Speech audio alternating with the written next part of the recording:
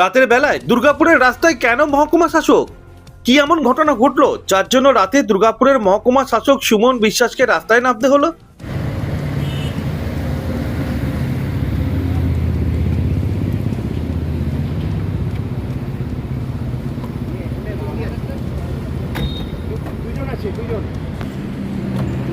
এই শীতে অনেক অসহায় মানুষ খোলা আকাশের নিচে শুয়ে থাকেন। এই অসহায় মানুষজনদের দেখার কেউ নেই। দুস্থ এই মানুষজনদের গায়ে কম্বল জড়িয়ে দিলেন দুর্গাপুরের মহকুমা শাসক সুমন বিশ্বাস। আর কম্বল পেয়ে দুহাত তুলে মহকুমা শাসককে আশীর্বাদ করলেন এই অসহায় মানুষজনরা।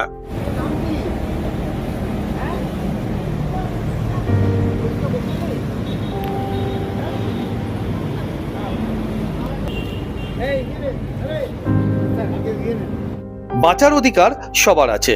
মঙ্গলবার ছিল বিশ্ব মানবাধিকার দিবস, আর সেই দিনেই নিজের মানবিক ধর্ম নিঃশব্দে পালন করলেন দুর্গাপুরের মহকুমা শাসক সুমন বিশ্বাস।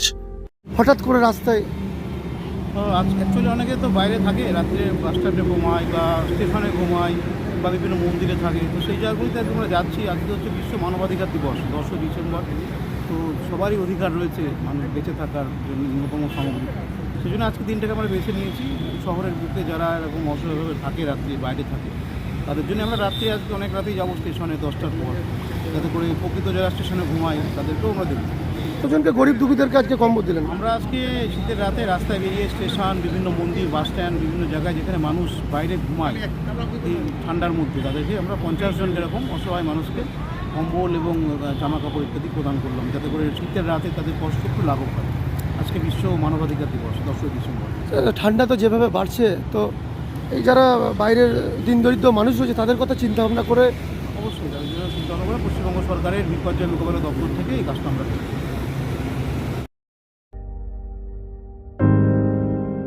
এক প্রশাসনিক প্রধানের এমন মানবিক মুখ দেখে গর্বিত দুর্গাপুরের মানুষ। দক্ষতার সাথে প্রশাসনিক কাজ সামলে শীতের রাতে অসহায় মানুষের পাশে দাঁড়িয়ে নিজের এক মানবিক মুখ দেখালেন দুর্গাপুরের মহকুমা শাসক সুমন বিশ্বাস।